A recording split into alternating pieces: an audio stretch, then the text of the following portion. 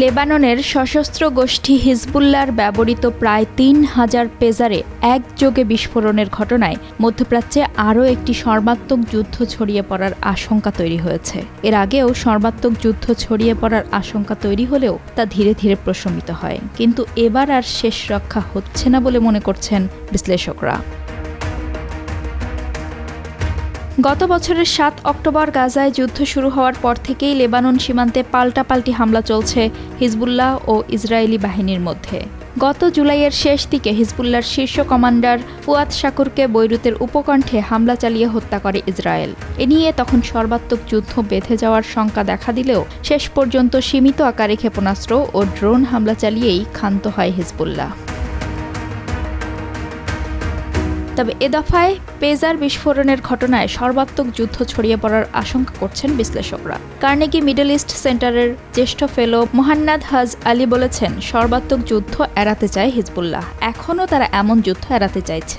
তবে সবশেষ হামলার ব্যাপকতা, তাদের পরিবার ও সাধারণ মানুষের উপর পড়া প্রভাব শক্ত জবাব দেওয়ার জন্য হিজবুল্লাহর উপর চাপ বাড়াবে।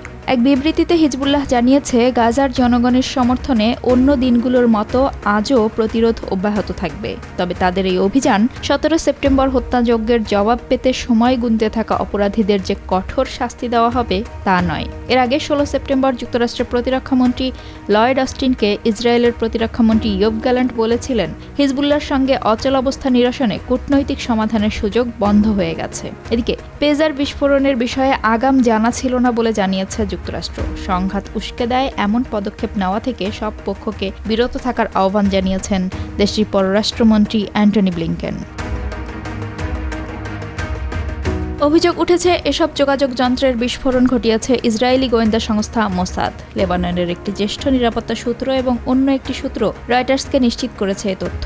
১৭ সেপ্টেম্বরের নজিরবিহীন এই বিস্ফোরণের ঘটনায় হিজবুল্লাহর সদস্যসহ ১২ জন নিহত হয়েছেন। আহত হয়েছেন প্রায় ৩,০০০। পেজার বিস্ফোরণের জন্য ইসরায়েলকে দায়ী করেছে হিজবুল্লাহ। আর এই ঘটনার দায়ে ইসরায়েলের বিরুদ্ধে প্রতিশোধ নেওয়ারও অঙ্গীকার করেছে তারা। গোষ্ঠীটি ১৮ সেপ্টেম্বর এক বিবৃতিতে বলেছে, প্রাণঘাতী পেজার বিস্ফোরণের ঘটনা ইসরায়েলের বিরুদ্ধে তাদের অভিযান চালিয়ে নেওয়ার দৃঢ়তাই বাড়াবে কেবল।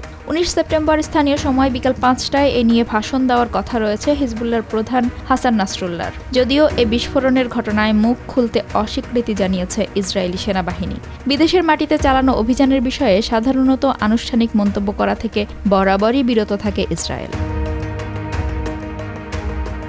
লেবানিজ নিরাপত্তা সূত্র বলেছে, ওই পেজারগুলো তাইওয়ান ভিত্তিক গোল্ড অ্যাপোলো কোম্পানির। এই কোম্পানি থেকে ৫,০০০ পেজারের ক্রয়াদেশ দিয়েছিল হিজবুল্লাহ। পেজারের চালানটি চলতি বছরের শুরুর দিকে লেবাননে পৌঁছায়। তবে গোল্ড অ্যাপোলো কোম্পানির প্রতিষ্ঠাতা হোসু চিংকুয়াং দাবি করেছেন, বিস্ফোরণ ঘটানোর কাজে ব্যবহৃত পেজারগুলো তার কোম্পানি উৎপাদন করেনি, এগুলো ইউরোপীয় একটি প্রতিষ্ঠান তৈরি করেছে। সাংবাদিকদের তিনি বলেন, পণ্যটি আমাদের নয়, সেখানে আমাদের ব্র্যান্ডের নামটি বসানো হয়েছে শুধু। তবে তাৎক্ষণিকভাবে ইউরোপীয় কোম্পানিটির নাম অবশ্য উল্লেখ করেননি কুয়াং। এক সিনিয়র লেবানিজ সূত্র জানিয়েছে, উৎপাদন পর্যায়েই পেজারগুলোতে মডিফাই করেছিল ইসরায়েলি গোয়েন্দা সংস্থা মোসাদ। সংস্থাটি যন্ত্রের ভেতরে একটি বোর্ড ঢুকিয়ে দিয়েছিল। এই বোর্ডেই ছিল বিস্ফোরক উপাদান, যার একটি সাংকেতিক ভাষা গ্রহণের সক্ষমতাও ছিল। তবে তা শনাক্ত করার উপায় ছিল না, কারণ কোনো যন্ত্র বা স্ক্যানারেও তা ধরা পড়ে না। সূত্রটির দাবি, যে ৩,০০০ পেজার বিস্ফোরিত হয়েছে, বিস্ফোরণের আগে সেগুলোতে সাংকেতিক বার্তা পাঠানো হয়েছিল। তারপরেই স্বয়ংক্রিয়ভাবে সক্রিয় হয়ে ওঠে বিস্ফোরকগুলো। রয়টার্সকে আরেকটি সূত্র জানিয়েছে, নতুন পেজারগুলোর মধ্যে ৩ গ্রাম পর্যন্ত বিস্ফোরক লুকানো ছিল। কয়েক মাস ব্যবহারেও হিজবুল্লাহ তা শনাক্ত করতে পারেনি। হিজবুল্লাহর নিজস্ব তদন্তের বরাত দিয়ে আল জাজিরার প্রতিবেদন বলছে, এ ধরনের যোগাযোগ যন্ত্র সরাসরি লেবাননে আনার অনুমতি ছিল না। এ কারণে পার্শ্ববর্তী একটি পোতাশ্রয়ে সেগুলো প্রায় ৩ মাস পড়েছিল। এসব পেজারে বিস্ফোরক বসানোর জন্য ওই সময়টাই কাজে লাগাতে পারে মোসাদ।